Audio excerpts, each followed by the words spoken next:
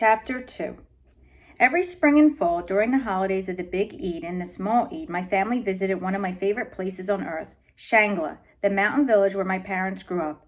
Laden with presents for our relatives, embroidered shawls, boxes of rose and pistachio sweets, and medicines they couldn't get in the village, we'd go to Mingora bus station and see just about everyone else in town all crowded together and waiting for the flying coach. We'd stack our gifts along with the sacks of flour and sugar, blankets, and trunks and other families were taking on top of the bus in a great towering pile. Then we all crammed inside for the 4-hour trip up a winding, rutted roads to the mountains.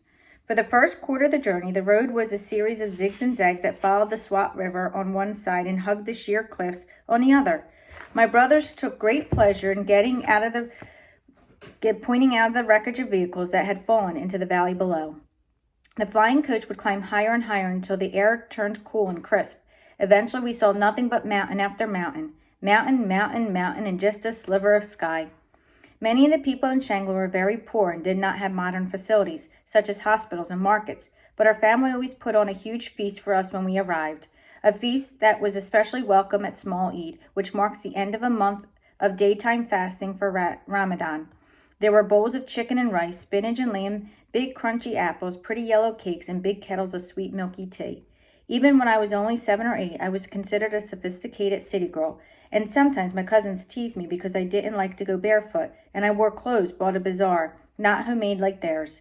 I had a city accent and spoke city slang, and so they thought I was modern. If only they knew. People from real cities like Peshawar or Islamabad would have thought of me very backward. When I was in the village, though, I lived the life of a country girl. In the morning, I got up when the rooster crowed or when I heard the clatter of dishes that the women downstairs made breakfast for the men. Then all the children spilled out of the houses to the green that day. We ate honey straight from the hive and green plums sprinkled with salt. None of us had any toys or books, so we played hopscotch and cricket in the gully. In the afternoon, the boys would go off fishing while we girls went down to a stream to play our favorite game, wedding. We would choose a bride and then prepare her for the ceremony. We draped her in bangles and necklaces and painted her face with makeup and her hands with henna.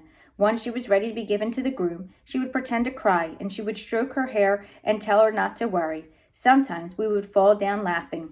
But life for the women in the mountains was not easy. There were no proper shops, no universities, no hospitals or female doctors, no clean water or electricity from the government. Many of the men had left the villages to work on the road crews and in the mines far, far away, sending money back home when they could. Sometimes the men never came back at all.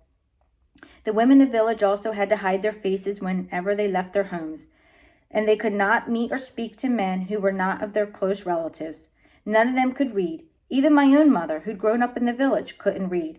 It is not at all uncommon for women in my country to be illiterate, but to see my mother, a proud and intelligent woman, struggle to read the prices in the bazaar was so an unspoken sadness for both of us, I think. Many of the girls in the village, including most of my cousins, didn't go to school. Some fathers don't even think that their daughters are as valued members of the families because they all married off at a young age to live with their husband's family. Why send a daughter to school? The men would say. She doesn't need an education to run a house. I would never talk back to my elders. In my culture, one must never disrespect one's elders, even if they're wrong. But when I saw how hard these women's lives were, I was confused and sad. Why were women treated so poorly in our country? I asked my father this, and he told me that life was even worse for women in Afghanistan, where a group called the Taliban had taken over the country. Schools for girls had been burned to the ground, and all the women were forced to wear a severe form of the burqa, a head-to-toe veil that only had a tiny fabric grill for their eyes. Women were banned from laughing out loud or wearing nail polish, and they were beaten or jailed for walking without a male family member. I shuddered when he told me these things, and thanked God that I lived in Pakistan where a girl was free to go to school. It was the first time I heard of the Taliban. What I didn't realize was that they weren't only in Afghanistan. There was another group in Pakistan, not far away in the tribal belt known as the Fata. Some of them were Pashtuns like us, and they would soon come to cast a dark shadow over my sunny childhood. But my father told me not to worry.